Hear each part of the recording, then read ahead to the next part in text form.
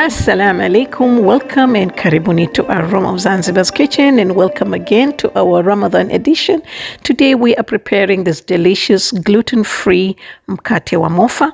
Now for this bread I have used 2 cups of whole wheat flour and 1 cup of millet flour, and I'm just going to mix this well to combine. Then we're just going to keep it aside, and I'm going to start working with the yeast.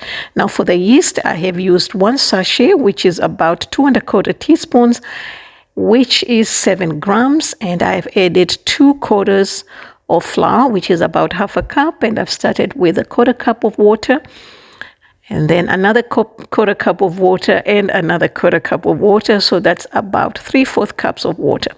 Basically, I'm trying to develop some flavors here, because this bread is actually made with a fresh yeast, or sometimes like a sourdough kind of fermentation, to give it that beautiful flavors. So I kept my yeast for about 45 minutes, but you don't have to do that. If you don't want all that trouble, you can work with your dough straight away.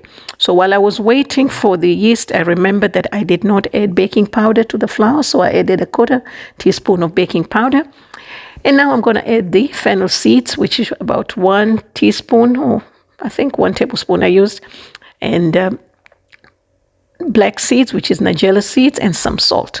I'll write the measurements in the description box below, because I've done this about quite some time now. I've forgotten the measurements. All right, so I'm going to prepare the dough, and then I added garlic, which is 1 clove, and 1 onion. The garlic is minced, nicely chopped. And then we're just going to knead the dough. Now, I don't know what happened. I have missed a clip, but I did add about a 1/4 cup of water to get to this consistency. All right, so now I'm just going to add more water, because I wanted the bread to be nice and light. I've tried twice this recipe, and the bread was really thick. So now I'm expert. You know, when you get those recipes from the habbas, you don't get any instructions. You're just given the ingredients. So anyway, so now I'm just gonna keep it to rise. All right. So now my dough is ready, and we are ready to cook. So I'm just going to divide this. This bread is actually very small. You know, the Mofa breads are really, really small, but I didn't have the patience to make them small, so I just made them this size, which is like about 5 to 6 inch round. And this recipe is one of the gifts that we have in our culinary or cuisine from Yemen. The Yemenis have left this influence on us, and there are some recipes that use white flour. There are some use semolina, but I like this one. This is how I remember when I was a child. And we never made this bread, actually. My uncle used to buy it. So I'm just going to roll it, and we are going to cook this. Now, as a child, honestly, I didn't like this bread. So if your children don't like it, it's okay. It has a very unique, it's an acquired taste that not everyone might like. But I love it now. You know, I never liked it then, but I love it. I had to go out, look for a recipe, got my aunt to call her mother-in-law, and she gave me this recipe. All right, so we're just going to roll this. Now, this bread is usually baked in a tandoor.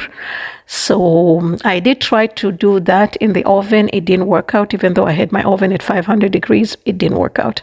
It was very hard, so I'm just going to stick to the pan. Okay, so my pan is very, very hot, and I just put the bread there, and we're just going to let it cook for about a minute or so. Since it's hot, it's going to start rising like that, so you know that it's really, really cooking all the way. And then after 2 minutes, 2.5, I'm just going to flip it and cook it for another 2 to 3 minutes, and that's it. It's very simple, and you know, you can keep it in the freezer and just warm it up in the oven. And now we are ready to serve. And it's very, very soft, just like that. And it's got a pocket too, like a pita bread. Okay, and thank you so much for watching. And for more recipes, please visit me at Aroma Zanzibar, and you'll find all the measurements and the ingredients in the description box below. And I wish you all a wonderful day.